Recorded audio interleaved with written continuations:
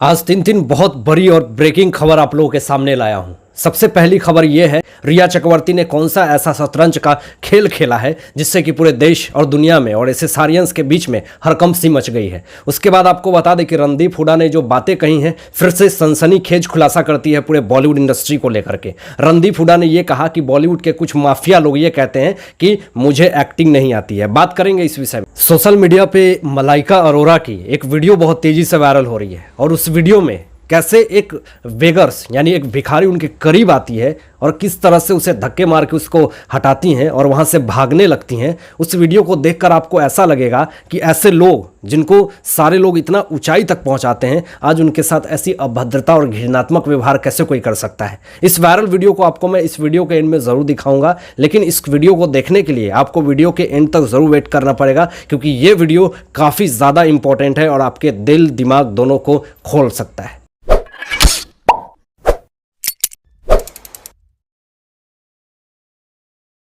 अब रिया चक्रवर्ती फिर से सुर्खियों में बनी हुई हैं। फिर से एक नया पासा और नया कारनामा उन्होंने किया है और ऐसा इस बार क्या किया है मैं आपको बता दूं। इस वीडियो में अपने इंस्टाग्राम पे फोटो पोस्ट करा है और उन्होंने उसमें लिखा है कि जय जय जय हनुमान गोसाई कृपा करोहु गुरुदेव की नाई। यानी कहने का मतलब उन्होंने जो इस सिचुएशन में जितने सारे लोग मुसीबत और कठिनाई से लड़ रहे हैं उनके लिए उन्होंने दुआएं मांगी हैं, भगवान से प्रार्थना करा है कि उन सारे लोगों की ज़िंदगी में खुशियां ही खुशियां आ जाए। लेकिन एक यहाँ पे सवाल ये भी उठता है कि आपका जो इस विषय में जो ड्रग्स के एंगल में जो आपका नाम आता है, क्या कभी आपने एसएसआर के जिस तरह से उनके साथ कॉन्स्पिरेसी हुई, जिस तरह से इस दुनिया से वो चले गए, उसके बाद उन्होंने क्या आपने कभी पोस्ट शेयर करा? आपकी पीआर एजेंसी पूरी तरह से एक्टिव हो चुकी है। पीआर एजेंसी का ये सिर्फ एक प्रोपोगेंडा है। क्या ये सारी चीज़ें इसलिए करी जा रही है कि रिया की पूरी तरह से इमेज को सही साबित करने की कोशिश करी जा रही है? जैसे पोस्ट उन्होंने शेयर करा, बहुत तरह की सवाल, बहुत तरह की क्वेश्चन उनसे पूछे जा रहे हैं और पूछे जा रहे हैं उनके एसेसारियंस के तरफ से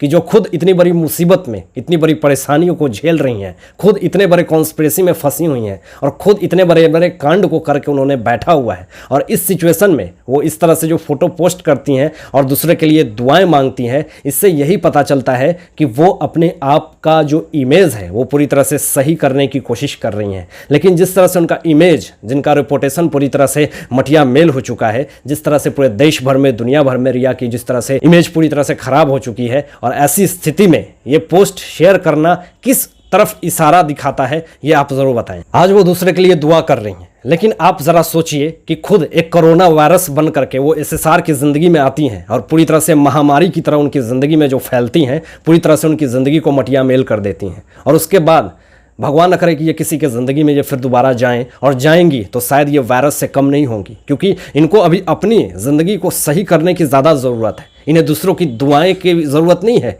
इनको दुआएं नहीं मांगनी चाहिए दूसरों के लिए। सबसे पहले तो आप अपनी ज़िंदगी को सही करने के लिए ऊपर वाले से दुआ मांगें। जैसा कि आप लोगों को पता होगा कि एसएसआर के पहले आदित्य रॉय कपूर के ज़िंदगी में ये वायरस बन के आती हैं। फिर जिस तरह से वायरस उनके जीवन में फैल जाता है, जब ये आभास हो जाता है आदित्य रॉय कपूर को कि ये वायरस बहुत ही ज़्यादा खतरनाक है मेरे लिए, तो फिर ये एसएसआर की ज़िंदगी में आती हैं। रिया ऐसा प्रोपोगेंडा चलाती हैं जिसमें कि इनका परिवार भी शामिल होता है, और जब ये सब कुछ सामने आता है तो ये कहती हैं कि मैं इसमें शामिल नहीं हूँ, मैं तो इनोसेंट हूँ। लेकिन आप सोचिए कि जिस तरह से रिया का कदम होता है और जिस तरह से पूरे देश और दुनिया भर में पुलिस के सामने ये सारी बातें आती हैं, तो क्या मैसेज जाता होगा पूरे देश और दुनिया में। रिया की क्या इमेज की छोड़ दीजिए बात, रिया की इमेज ऐसे भी चली गई है, लेकिन अब किस इमेज को सुधारने के लिए ये सारे पोस्ट को शेयर करी जा रही है उनके पीआर टीम के तरफ से? क्या ये सारी कोशिशें कामयाब होगी या नाकामयाब होगी, ये तो आने वाला समय बताएगा। लेकिन जितना इमेज उनका खराब हो चुका है पूरे देश और दुनिया भर में, अब इतनी कोशिश करने के बाद भी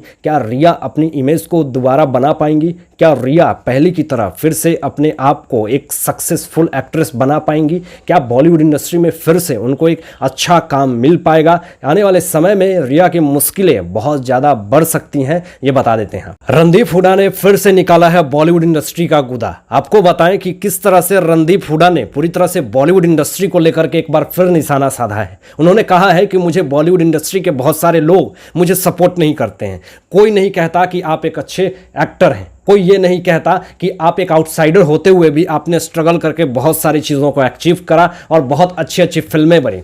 जलन तब सामने आती है जब आपको बता दें कि रणदीप हुड्डा एक हॉलीवुड फिल्म क्रिस हेम्सवर्थ की एक बहुत बड़ी फिल्म एक्सट्रैक्शन में वो काम करते हैं और तब जाकर के वहाँ की जलन जो है पूरी तरह से सामने आने लगती है। बॉलीवुड इंडस्ट्री के बहुत सारे एक्टर जो अपने आप को बहुत बड़ा सेलिब्रिटी की उपाधि देते हैं, वो सारे लोग कभी सामने आकर के ये नहीं कहा कि हॉलीवुड एक्टर के साथ काम करना, क्रिस हेम्सवर्थ के साथ काम करना, यह अपने आप में एक बहुत बड़ी बात है एक बॉलीवुड एक्टर के लिए। रणदीप हुड्डा ने एक बहुत बड़ा मिसाल कायम करा, लेकिन जो जलन थी बॉलीवुड इंडस्ट्री को लेकर के, कोई ये सामने आकर के ये नहीं कहा कि रणदीप हुड्डा ने बहुत अच्छा काम किया, बहुत अच्छी एक्टिंग करी। हालांकि इस फिल्म का एक्सट्रैक्शन जो फिल्म है उसका फिल्म का 1 साल हो गए हैं, लेकिन फिर भी अभी तक किसी का ना ट्वीट, ना कोई भी तरह का इस पे कोई भी विचार, ना किसी तरह का कोई भी एक्टिंग आपने ऐसा करा वैसा किसी भी तरह का कोई भी कॉम्प्लीमेंट नहीं आया। ये किस चीज को दर्शाता है? ये कौन से विचारधारा को दर्शाता है? ये दर्शाता है कि कहीं ना कहीं अभी भी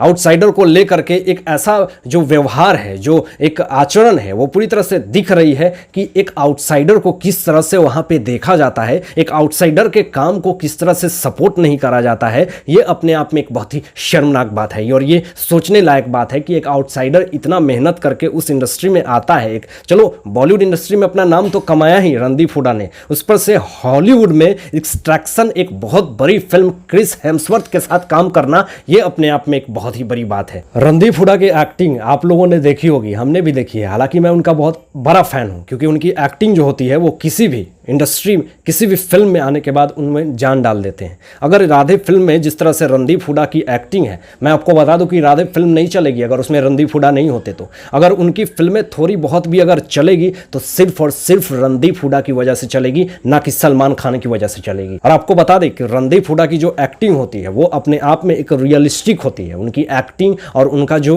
स्किल्स है और जो रियलिस्टिक तरीके से वो वे ऑफ स्किल तरह से डायलॉग डिलीवरी करते हैं, ये अपने आप में एक बहुत ही बड़ी बात है जिसको देख करके उनका हर एक इंसान फैन हो जाता है। सलमान खान की आप कितनी भी फिल्में देख लें, उनमें सब में एक ही तरह की एक्टिंग होती है, एक ही तरह का स्किल्स होता है, वही एक्शन होती है, थोड़ी बहुत गाना म्यूजिक चेंज हो जाता है, लोकेशन चेंज हो जाता है, लेकिन एक्टिंग वही होती है। लेकिन रणदीप हुड्डा की आप एक्टिंग अगर देख लेंगे तो सब में डिफरेंट होता है, लुक भी डिफरेंट होता है, इसलिए उनकी फिल्में लोग देखना पसंद करते हैं। लेकिन फिर भी आप जान लीजिए कि रणदीप हुड्डा को बड़ी फिल्में नहीं मिलती हैं। रीज़न क्या है, कारण क्या है, ये आप ज़रूर बताइएगा कमेंट बॉक्स में। मलाइका अरोरा ने फिर से रोड पे एक गरीब को मरोड़ा। आइए देखिए इस वीडियो में कि किस तरह से एक गरीब को जब वो उनके पास जाती हैं, उनके करीब जाती हैं, उनसे कुछ 2 पैसे मांगने की कोशिश करती हैं कि भैया गरीबी है, कोविड है, कुछ दे दो, लेकिन किस तरह से वो रास्ते को काट करके वो भागती हैं। आप समझ जाइए कि जिस तरह से गरीब इंसान आपके पास इतना बड़ा शहंशाह बनते हैं, इतने बड़े पैसे वाले बनते हैं, आपके पास अगर 1000, 500, 200 रुपये अगर होते तो दे देते तो क्या आप गरीब हो जाते? आप समझ जाइए कि इन लोगों की क्या व्यवहारिता है। आइए पहले इस वीडियो को देखिए, फिर अपनी विचार व्यक्त कीजिएगा।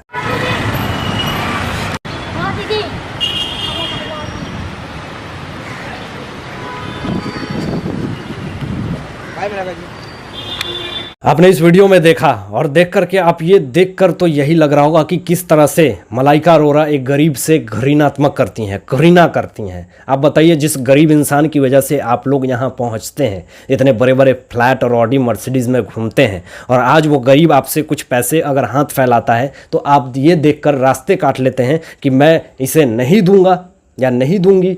ये कितनी शर्मनाक बात है, इस पे विचार ज़रूर व्यक्त कीजिएगा।